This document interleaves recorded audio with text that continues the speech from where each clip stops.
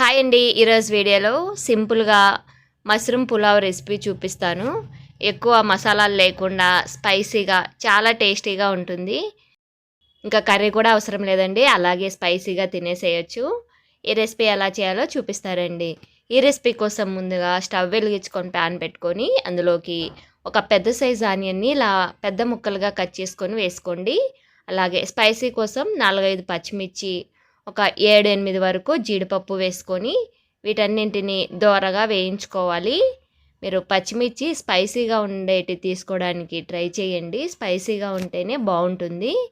ఇవి కొద్దిగా వేగాక ఇందులోకి 1 కప్పు వరకు నీట్గా వాష్ చేసి పెట్టుకున్న ఫ్రెష్ పుదీనా వేసుకోవాలి. అలాగే నీట్గా వాష్ చేసి పెట్టుకున్న ఫ్రెష్ కొత్తిమీర కూడా 1 కప్పు నిండా వేసుకోవాలి. ఇవన్నీ బాగా కొద్దిగా మగ్గే వరకు వేయించుకోవాలి. కొత్తిమీర పుదీనా చాలా తొందరగా మగ్గిపోతుంది. ఇలా మీడియం ఫ్లేమ్లోనే వేయించుకొని వేగిపోయాక స్టవ్ ఆఫ్ చేసేసుకొని మరీ కలర్ వచ్చే వరకు వేయించాల్సిన అవసరం లేదండి.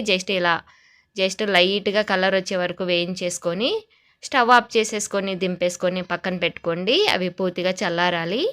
ఈలోపు స్టవ్ మీద ఒక గిన్నె పెట్టుకొని మనం ఎన్నైతే రైస్ తీసుకుంటామో ఒక గ్లాసుకి 2 గ్లాసుల వరకు వాటర్ వేసుకోవాలి. నేను బాస్మతి రైస్ తీసుకుంటున్నాను. 1.5 గ్లాస్ తీసుకున్నాను కాబట్టి 3 గ్లాసుల వరకు వాటర్ వేసుకున్నాను. తర్వాత మనం వేయించి పెట్టుకున్న ఆనియన్స్, పచ్చిమిర్చి బాగా పూర్తిగా చల్లారిపోయాయి. వీటిని మిక్సీ జార్లోకి వేసుకొని అలాగే 2 టేబుల్ స్పూన్ వరకు పెరుగు కూడా వేసుకొని ఇలా మెత్తగా పేస్ట్ లాగా గ్రైండ్ చేసుకోవాలి. ఈ గ్రైండ్ చేసుకున్న పేస్ట్ని పక్కన పెట్టుకోండి. ఇప్పుడు ఒక గిన్నెలోకి వాటర్ తీసుకొని నేను కొలిచి పెట్టుకున్నానండి, గ్లాసున్నర తీసుకున్నాను కదా బాస్మతి రైసు. వీటిని నీట్గా ఒకసారి వాష్ చేసుకొని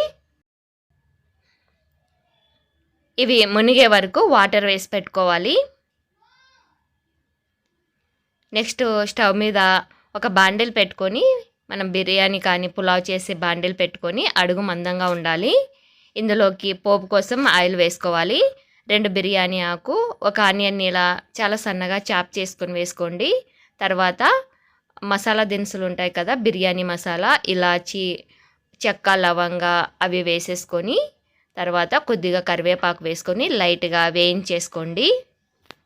ఇలా వేయించుకున్నాక ఇందులోకి 1 టేబుల్ స్పూన్ వరకు అల్లం వెల్లుల్లి పేస్ట్ వేసుకోవాలి. ఫ్రెష్గా ఉండేది వేసుకోండి, ఫ్లేవర్ బాగా తెలుస్తుంది, టేస్ట్ బాగుంటుంది. ఇది పచ్చివాసన పోయే వరకు వేయించేసుకొని ఇందులోకి 1 టమోటాని ఇలా సన్నగా కట్ చేసుకొని వేసుకొని ఈ టమోటా కూడా ఆయిల్లో బాగా మగ్గే వరకు వేయించుకోవాలి. టమోటా వేగకపోతే అసలు టేస్ట్ ఉండదండి. టమోటా ఆయిల్లో బాగా పూర్తిగా మగ్గిపోయాక ఇందులోకి రుచికి సరిపడా సాల్ట్ వేసుకోవాలి. ఈ సాల్ట్ అంతా బాగా కలిసేటట్టుగా ఒకసారి కలిపేసుకొని నెక్స్ట్ కడిగి పెట్టుకున్న మష్రూమ్ని పెద్దటైతే 2గా కట్ చేసుకొని వేసుకోండి, చిన్నటైతే అలాగే వేసేసుకోండి. నీట్గా వాష్ చేసుకొని ఇలా వేసేసుకొని ఇందులో వాటర్ ఊరుతుంది కదా, ఆ వాటర్ అంతా ఎగిరిపోయే వరకు వేయించుకుంటూ ఉండాలి.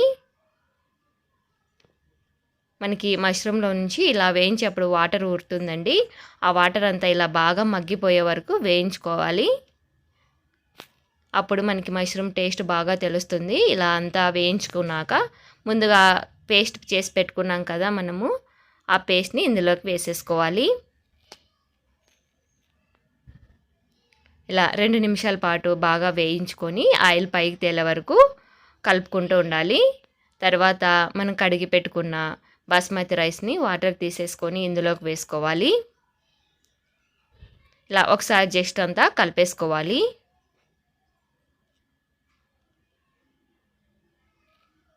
ఒక బర్నర్ మీద మనము వాటరు కొలిచి పెట్టుకున్నాం కదా, అవి బాగా పూర్తిగా మరిగిపోయాయండి. ఆ వేడి వాటర్ని ఇందులోకి వేసేసుకోవాలి.